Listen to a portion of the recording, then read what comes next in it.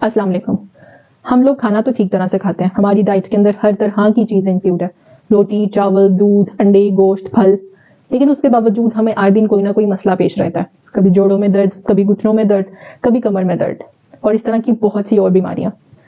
आज की इस वीडियो में हम बात करेंगे कुछ ऐसी चीज़ों के बारे में जो अक्सर हम लोग खाना खाने के बाद गलत हरकतें कर जाते हैं, जिसकी वजह से हमारी बॉडी के अंदर प्रॉपर न्यूट्रिएंट्स की एब्जॉर्प्शन नहीं हो पाती, या ऐसी मिस्टेक्स जो हमें अमूमन खाना खाने के बाद नहीं करनी चाहिए। उससे पहले अगर आपने मेरा चैनल सब्सक्राइब नहीं किया तो मेरा चैनल सब्सक्राइब कर दें ताकि मेरे आने वाली न्यू वीडियोस आप तक पहुंच सकें। सबसे पहली मोस्ट कॉमन मिस्टेक जो हमारे यहाँ पर की जाती है वो है खाना खाने के फौरन बाद चाय का इस्तेमाल करना। बहुत से लोगों का तो खाना उस वक्त तक कंप्लीट नहीं होता जब तक वो चाय का इस्तेमाल ना कर लें। क्या आप जानते हैं चाय के अंदर टैनिन्स की क्वांटिटी बहुत अच्छी पाई जाती है। टैनिन्स एक ऐसा कंपाउंड है जो आपकी बॉडी के अंदर कैल्शियम की और आयरन की एब्जॉर्प्शन नहीं होने देता। वो एब्जॉर्प्शन से पहले ही उसके साथ कंपाउंड बनाकर उसको टोटली वेस्ट कर देता है। तो अगर आप खाना खाने के फौरन बाद चाय का इस्तेमाल करेंगे तो उसकी वजह से आपने खाने से जितना भी कैल्शियम और आयरन लिया होगा ये टोटली उसको भी वेस्ट कर देगा। इसके अलावा चाय के अंदर एसिड्स कुछ इस तरह के मौजूद होते हैं जो कि आपकी बॉडी में अगर आपने कोई भी प्रोटीन लिया होगा वो उस प्रोटीन को हार्ड कर देता है, जिसकी वजह से उसकी डाइजेशन का प्रोसेस जो है वो बहुत ज्यादा स्लो डाउन हो जाता है। इसलिए अगर आपने चाय का इस्तेमाल करना है तो आप खाना खाने से 2 घंटे पहले इस्तेमाल करें या खाना खाने के 2 घंटे बाद इस्तेमाल करें। दूसरी कॉमन मिस्टेक जो अमूमन हमारे यहाँ पर की जाती है वो है खाना खाने के फौरन बाद ऊपर से पानी का इस्तेमाल करना। खाना खाने के बाद कुछ घूंट पानी के ले लेना कोई नुकसान नहीं है, लेकिन अगर आप 1 से 2 ग्लास भर के पानी का पीते हैं तो वो आपके लिए काफी ज्यादा नुकसानदेह हो सकता है। क्या रीजन है इसके पीछे? जब हम खाना खाते हैं तो खाने में जो डाइजेशन का प्रोसेस है वो हमारे माउथ से ही स्टार्ट हो जाता है। जब खाना पेट में जाता है तो हमारे पेट के अंदर कुछ एसिड्स और कुछ एंजाइम्स ऐसे मौजूद होते हैं जो उस खाने की फर्दर डाइजेशन करते हैं।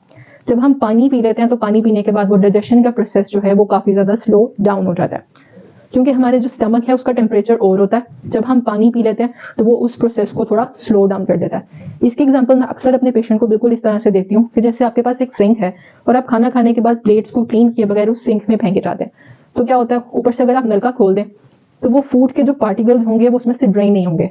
बिल्कुल उसी तरह से आपका पेट भी ऐसे ही है। तीसरी कॉमन खाना तो हमारे यहाँ पर की जाती है वो है खाना खाने के बाद एक्सरसाइज करना।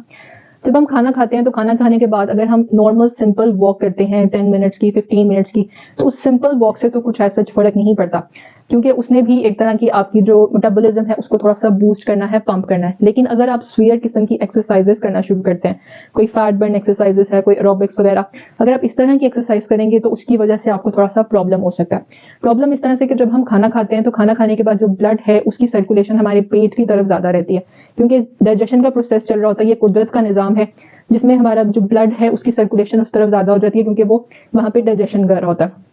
जब हम एक्सरसाइज करना शुरू कर देंगे तो उसकी वजह से क्या होगा कि हमारा ब्रेन भी थोड़ा सा कंफ्यूज हो जाएगा और जो ब्लड है उसकी सर्कुलेशन जो है वो डिस्टर्ब हो जाएगी। बिल्कुल इसी तरह से सेम यही प्रोसीजर को देखते हुए अक्सर लोग खाना खाने के बाद नहाते हैं।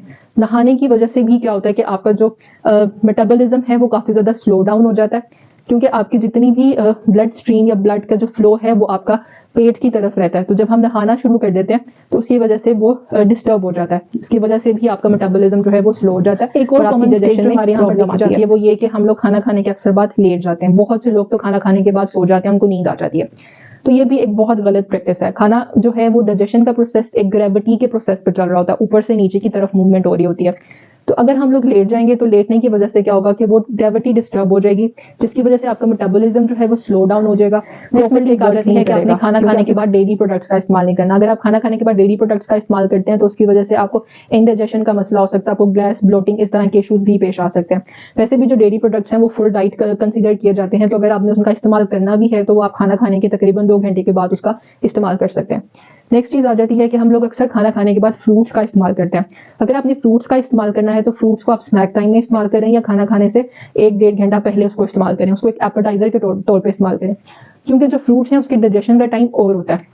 सबसे लीस्ट टाइम जो है वो फ्रूट्स लेते हैं आपकी बॉडी में डाइजेस्ट होने के लिए as comparatively to proper meat या प्रॉपर फूड। इसलिए आज की वीडियो आपको अच्छी लगी होगी। आप किसी भी तरह का कोई डाइट प्लान चाहते हो, कुछ पूछना चाहते हो तो मेरा व्हाट्सएप नंबर स्क्रीन पे चल रहा होगा, आप लोग मुझे व्हाट्सएप ही कर सकते हैं।